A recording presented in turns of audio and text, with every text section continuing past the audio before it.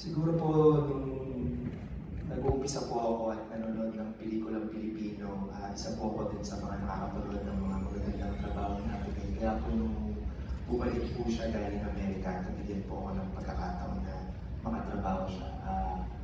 Na amaze din po ako kung paano niya ginagawa yung mga bagay na ginagawa niya bilang isang artista. Pero habang tumatagal po siguro po dun sa anim na pelikulang nagawa namin together, ang natutunan ko po habang ang isang katulad ni Ate Guy po na malaki po ang contribution sa scene, malaki po ang pagtingin niya sa lahat ng tao sa mga gumagawa po ng pelikula, lalo na po dun sa mga maliliit na tao sa paligid ng pelikula.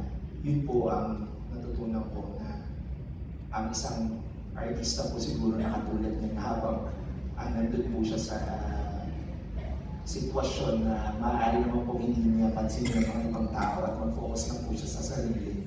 Ang importante po sa kanya makasaya yung mga tao na sa paligid niya. Una po. Sabi na eh. Thank you, ha? Max. Please. Hindi, syempre na dyan ka. Intro lang to.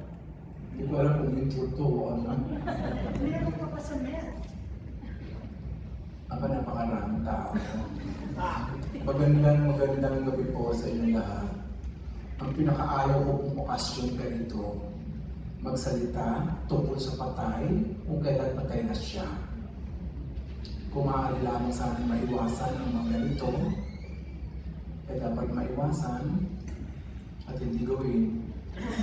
Pero kailangan pong gawin. Saan ko po una nakilala si Guy? Hindi po bilang direktor, pareho kami pong aktor. Aktor po ako sa 3 taong walang Diyos. Wala pong pangalan. Penta Kalingaan Ansam ang pangalan ko doon. Isa po ako sa humahabol kay Ate Guy para putulin ang buhok. Napakabilis ko tumakbo ng Ate Guy.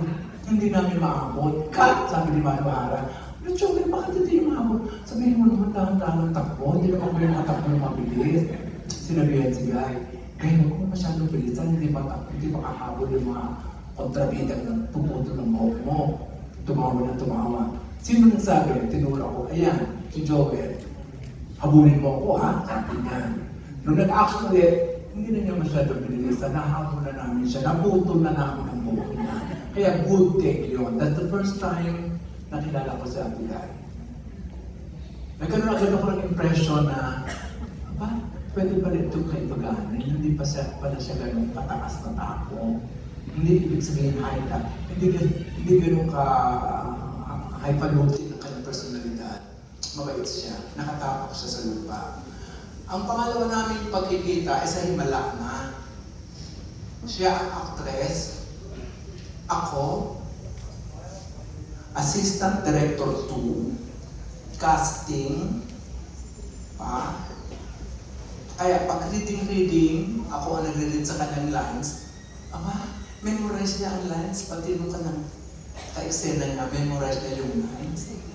Mahusay ang memorize. Sabi ko, bakit kasi tumaba nito? Memorize, teka muna, reading muna, huwag mo sabihin ang lines. Kaya ako sabihin niya ang lines niya.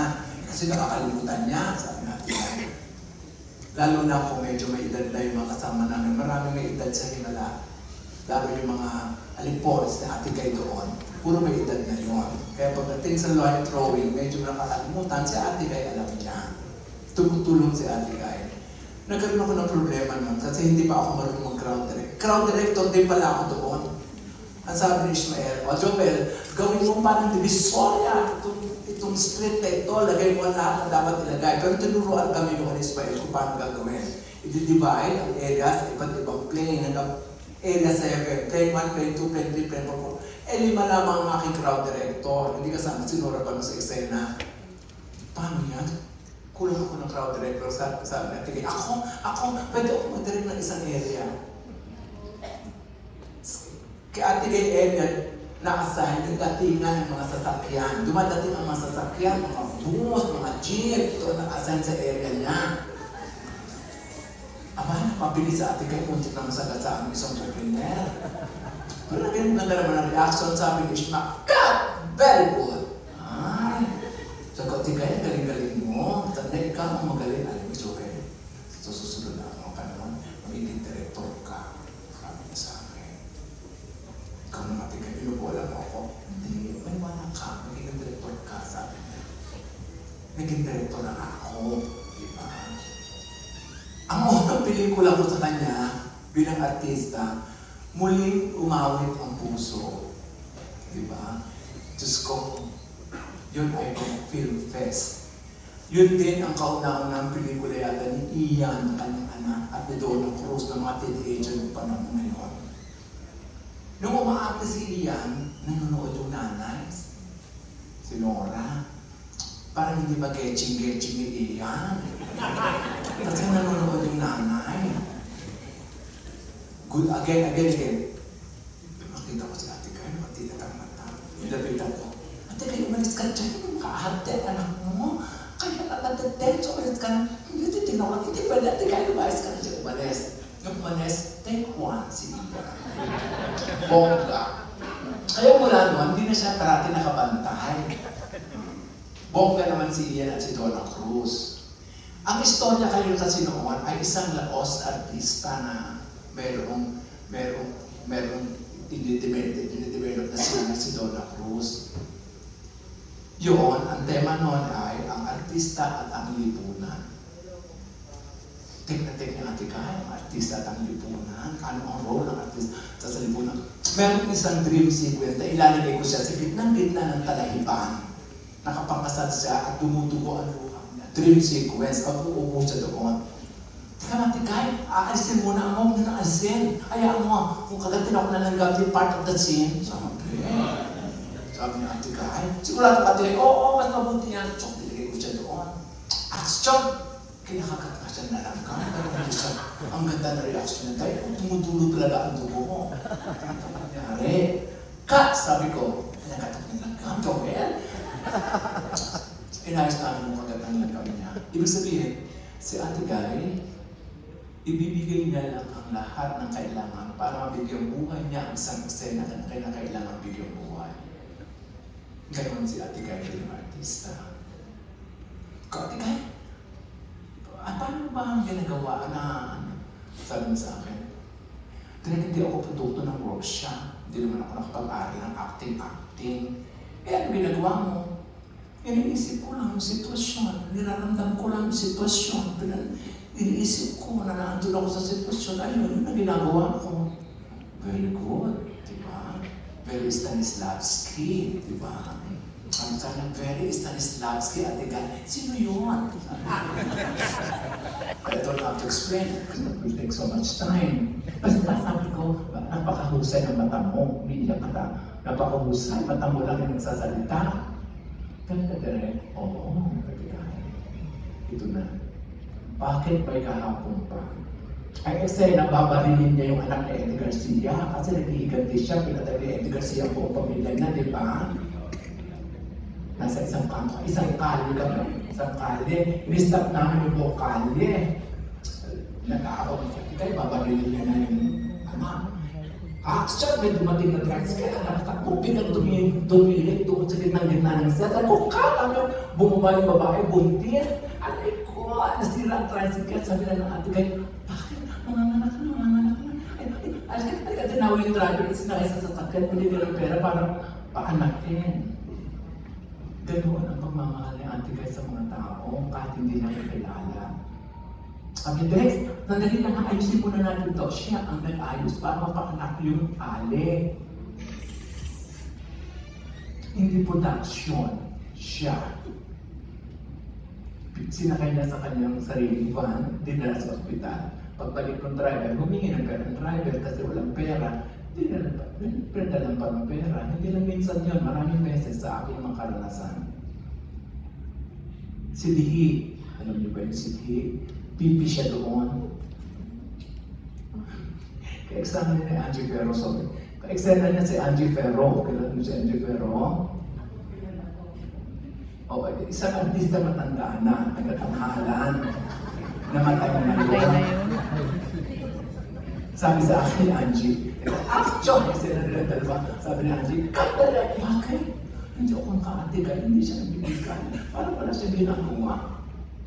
Sabi ko, ano ka ba, Angie? Yung tamang actor, ikaw ang okay. Huwag mo siyang turuan, tuturuan na daw. Angie, kung tinuruan mo ikaw okay, why? Talaga, hindi talaga siya gano'n talaga ang camera, ang acting sa camera. Ikaw pagkalaki-laki, o siya, di ba, hindi naman malaki masyado. Kasi hindi ako wala akong makuha. Basta matagal kita. So, naka-acting siya ng tama. Paglakad ka, ganun pala talaga direct. Thank you, Angie. Ganun pala. Oo, ganun. Sabi ko, ikaw talaga. Tuturuan mo yun, mahusay pa yun sa'yo pagdating sa acting sa camera. Ikaw sa stage siya sa camera, mahusay. Mula nung ano may magkaibigan sila dati kahit. Sa sige, uli. Ano na, break. Lunch break! Sabi niya, kain kami, natin kain. Nasabi ko na to eh. May nakita siya isang mama na ano sila, puno mangga. Sabi niya, Trek! Bakit, ate kain? Tinignan mo yung mama, kamukha ni Papay. Papay na si Norman? Hindi, Papay, tatay ko. Tatay ko, Papay. Kamukha na tayo mo lumapit.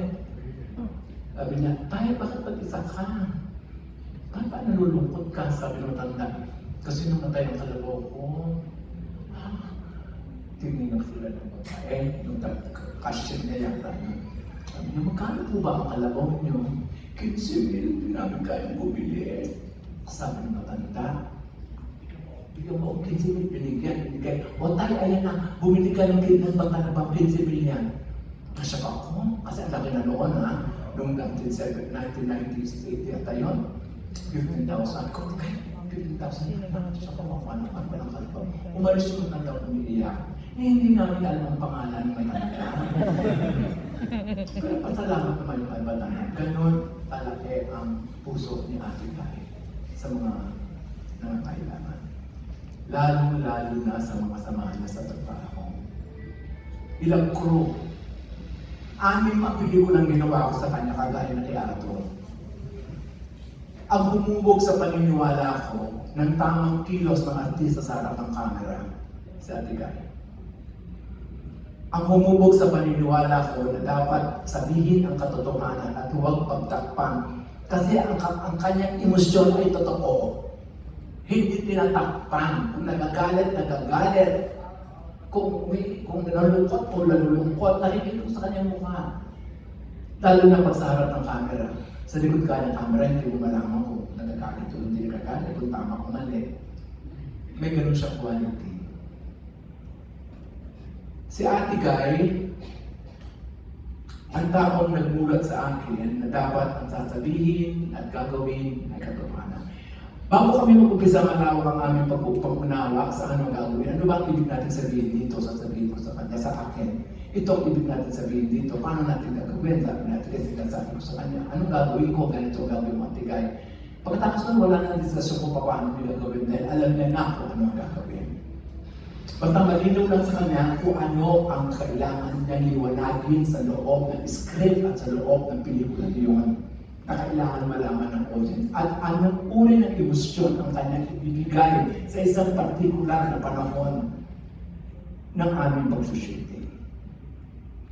Nagtatanong pa rin ba si Ate Guy? Oo, siya ang sasabihin, insecure na pinag-artista na ito ko. Good na, hindi ba siya naniniwala? Good! Sigurado ka ba? Ikaw, sabi ko, sigurado ka ba? Hindi. Ako sigurado na tama na mahaba na marami na kayo kunakunan. Okay na lang, dami na. Siya ang pinaka-insecure. Ang pinaka-mahusay ng artista, insecure sila sa ginawa nila. Doon ko na lamang. Kailangan may magsasabi sa kanila o napaniwala ang kanilang kondisyon na tama ang kanilang ginawa. Hindi sila titigil hanggang hindi tama ang kanilang ginawa. At uuwi silang malungkot kapag alam nilang hindi tama ang kanilang ginawa. Dala-dala nila hanggang sa bahay nila. Next day na yun, halimbawa, hindi ako satisfied dun sa ginawa ko. Ulitin natin. Diyos ko, pabalik pa tayo ng bumabon. Tama na, sa Manila na tayo. Go na yun. Ayaw na ni Jess, ito. Isa pa. Hindi ganoon naman ka-perfect si Ate Kai. Meron din siya mga kapilyahan. Ewan ko, palirin ito ng mga anak niya. Pero that makes her human. Tao lang siya. May sensibility sa Silhi.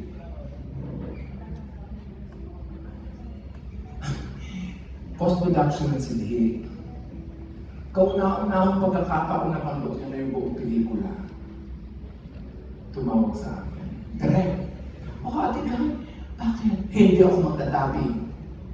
Ha? Bakit Ate Guy? Bakit ayaw mo magdabi? Diyos ko, may gusto ka kay Lydell. Si Lydell, yung kanyang kasama. Nakita niya mahusay din si Lydell umarte. Kaya ako ito ginawa niya dahil kay Lydell. Ate Guy, mukhang mapakla ako. Hindi ako nakakalit kay Lydell. Di ba alam mo naman yun? Basta ayoko magdabi. Hanggang hindi mo inaayos yun. Ano inaayos ko? Tapos na. Sige, kung hindi ka nagdabi, ipapadabi kita kay Ate Guy. Away kami. Tumawag yung coordinator, direct magdadab na daw. O, natakot kay Ate Guy. Pero bangka, hindi ako pwede pupunta sa daming room. Ay, okay lang. Nag-dab siya. Nung lumalabas siya, may daladala akong pasalubong sa kanya. Is offering. Kailangan naman niya, luhaan mo. Sige, direct, okay na tayo. Maganda ang pelikula direct. Wala kasi, napaka-insecure mo. Maganda ka naman doon. Kasi pipi siya doon. Hindi siya nagsalita. Ang dami niya lang, Pike, di ba? Si Daddy na nagsasalita. Bati na naman kami. Magagawa ulit ang pelikula. Ate Guy, ako ulit ang pelikula. Ganun sa Ate Guy. Marami pa. Bakit may kahapong fans ko? O Ate Guy, bukas na ang shooting natin, ha? Oo, dapat ka ng alas 7, alas 8. Big scene ang dapat ka ng scene. Oo, dadating ako ng 8. Dumating kami lahat sa aga. Doon sa set, big scene, rally. Diyos ko, ando na ang lahat. Wala pa si Ate Guy. Diyos ko, alas 12 na ng tanghali. Kaya na. Tinamagan ko, Ate Guy, anong nangyari? Hindi, I don't feel well. Naku, Ate Guy, hindi ako naniniwala, ha? Pag ito hindi ka sumipot, yung 1.5 billion na cost ng production, ikakarga sa'yo. In 30 minutes, ando na siya. Shoot na. O, di ba? Nakapilihan din sa Ate Guy. Siya naman ay hindi perfecto. Siya isang tao, isang human being.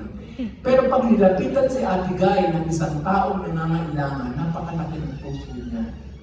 Si Ate Guy, hindi siya yumaman ng ganun kayaman dahil pera sa kanya ay hindi niya dinadiyos ang pera.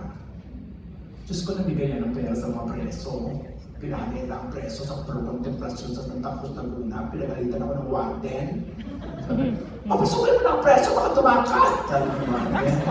Sabi, kahit baka tumakas, sabi ng Dilan. Hindi, sinabihan ko na sila. Hindi sila tatakas. Wala man tumakas. Ang daming preso, nakapila, binibigyan 300, 400, 200, 300. Lahat ng kinita niya, binigyan niya sa preso. Ate Guy na, Diyos ko, ano ka ba kakandidata ka ba? Hindi, sabi na awa ko sa kanya. Kasi co-actors namin yung mga preso doon sa loob ng presinto, hindi naman kumuha ng extra. Kung sino yung mga nandun, yun na yung artista, walang bayan. So, pinagbibigyan ng pera, himala. Ako crowd director, there were 3,500 extras. Di ko na pa sa Ate Guy. Nung dumating sa Ate Guy, nagtili, Ate Guy! At tumingin po, tumitili-tili. Tinahog ko ni Bernard, hindi dapat quiet.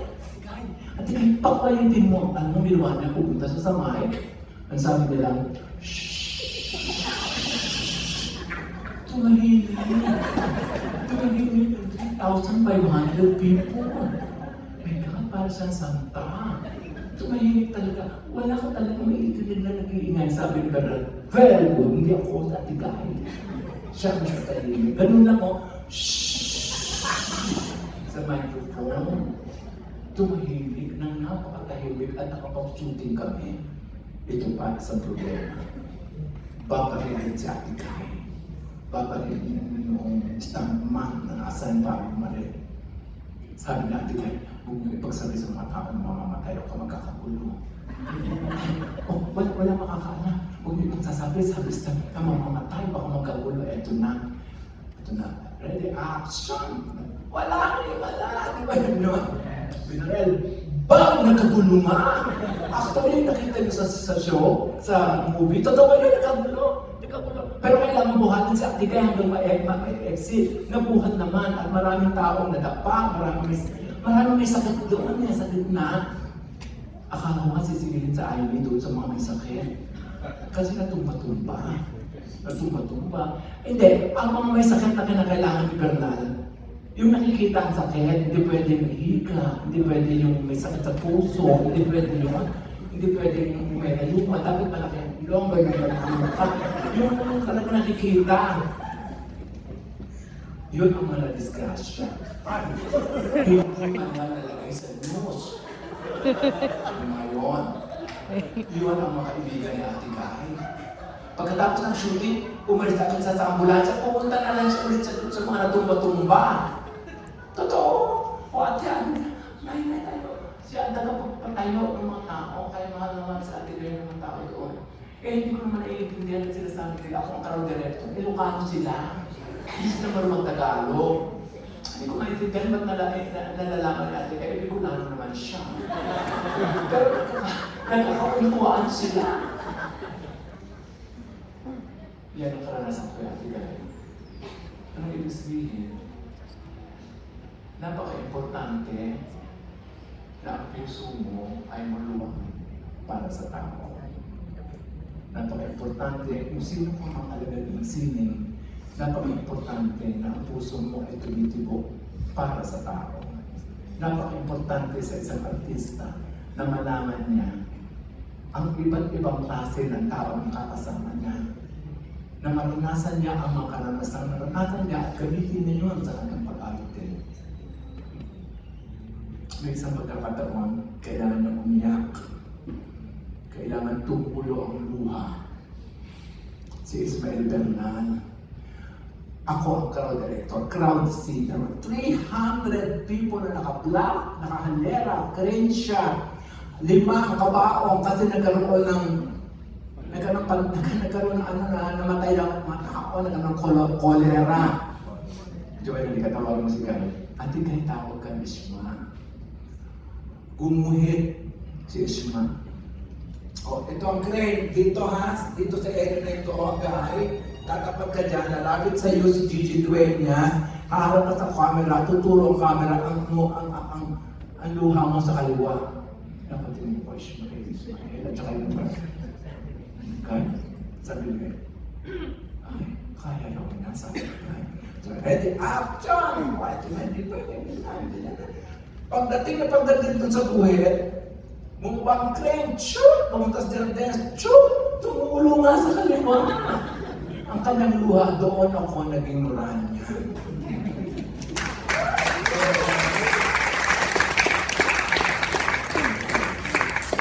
Doon ko nalaman kung gaano ka-great actress she is. Imagine, mahirap yun ha? At one specific point, doon tutulo ang kaliwa. Sa kaliwa ako tutulo, sa kanan. Hindi ba kikita? Sa kaliwa. Tutulo sa kaliwa. At katapos ng cut na, kasi gabi na. Hindi na pwede ulitin. Take one lang yung lahat. Kung ati ka, ay galing-galing mo. Yakap siya. Sabi natin, hindi, chance lang yun. Hindi gawa mo talaga yun. Ikaw talaga, kunyari ka pa. Ganyan si Ate Guy. She's a very good actress. She's a very good person. Ang pinakamaganda, isa siyang mabuting tao. Pumapanig siya sa mga ng katotohanan. Hindi niya tinatakpan ang katotohanan. Ayaw niya na kasi lumalinan. Lalo-lalo na sa puntong kasaysayan, marami kami pinag-usapan. Nag-research niya sa akin, sabi niya, Padre, ikaw pala ex-convict. Bakit? Ako nabasa ko Nag-research ka. Oo, estudyante ako. 4 na taon na rin ka. Oo. Pala ex-convict ka. Huwag na natin pag-usapan. Huwag na sabihin sa kung tao dyan. Sawa lang siya ng tao. Pero sabi niya, naniniwala ako sa Direk. Mahal kita, Direk, sabi niya. Mahal mo sa Ate Guy. Yung wala na sa Ate Guy, meron kami pinag-usapan sa akin gagawin namin. hindi na matutuloy siguro. Tutuloy namin para sa kanya. Ang Nora story, pinangarap niyang buuin. Ipagpapaalam sa mga anak. Pero alam ko kung bubuo din natin. Ate Guy, maraming salamat. Ikaw naman ako na ka na. Maraming salamat, Ate Guy. Maraming salamat sa ginawa mo. Maraming salamat sa pagmumulong sa kanila.